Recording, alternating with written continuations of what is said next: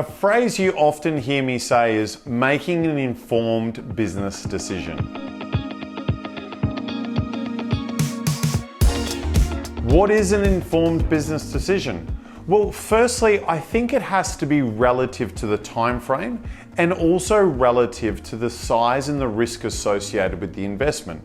So firstly, an informed business decision might be a 20-second decision, and that's the result of all the information that you've gathered over your life or your time within a business to go, yes, I believe we should move in this direction based on my underlying beliefs and assumptions and understandings of a certain situation.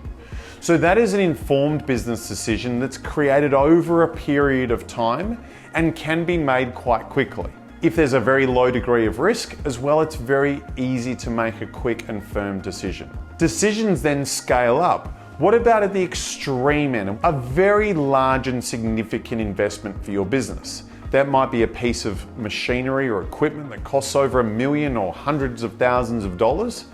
Or it might be an investment in a new sales manager, a new leader within your business, where the recruitment costs and the cost of the individual are in the hundreds of thousands of dollars. What do you need to do to make an informed business decision? Well, firstly, I always believe that if you're getting good financial and operational information on an ongoing basis, you should already be at around step 8 of the decision-making process. What do I mean by that? Well, if you're getting good financial and operational information, that means that you've got a reference point on an ongoing basis as to what your business needs now and what it needs next. Let's use that example of a large piece of machinery. What is the impact on your business of making that investment in the large piece of machinery? Quite often, the piece of machinery working out, as in it's a good investment, is a very easy calculation to make. You go, do you know what? Sales are going to increase by 40%. It's going to increase our capacity by 35%. We're going to improve efficiency by 10%. We're going to build and grow our business. But the informed for me is understanding what the risk is. What is the worst case scenario that will happen? That to me is a really informed business decision. If we understand what is capable of happening with this investment, whether it's a piece of machinery or a new person, that is part of being informed, because you don't want to invest $100,000 into something to only get $120,000. But we then look at the risk side of things. If I make that investment in the piece of machinery, what do the equipment finance repayments do to my break even? What's my degree of confidence in meeting that break even? What would happen if we didn't sell anything more but keep this piece of machinery? What does my business look like?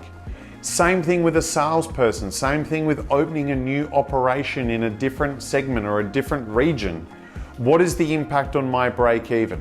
What would happen to my overall financial position as a result of this investment? If you can understand the risk, I believe that is an informed business decision.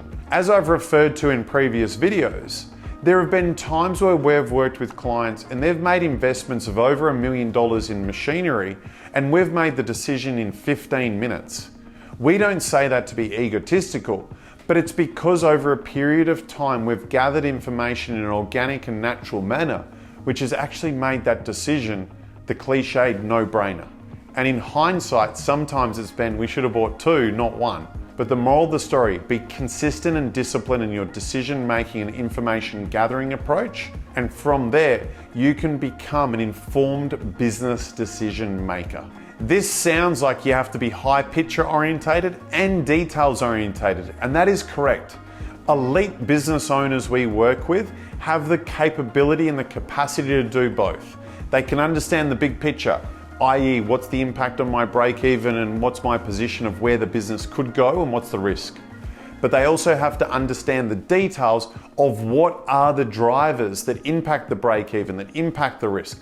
What's going to happen to my cost of goods sold? What's going to happen to my weekly wage bill? All those elements of detail, they're just as conscious of those as the big picture and the overall objectives and risk of making these investments.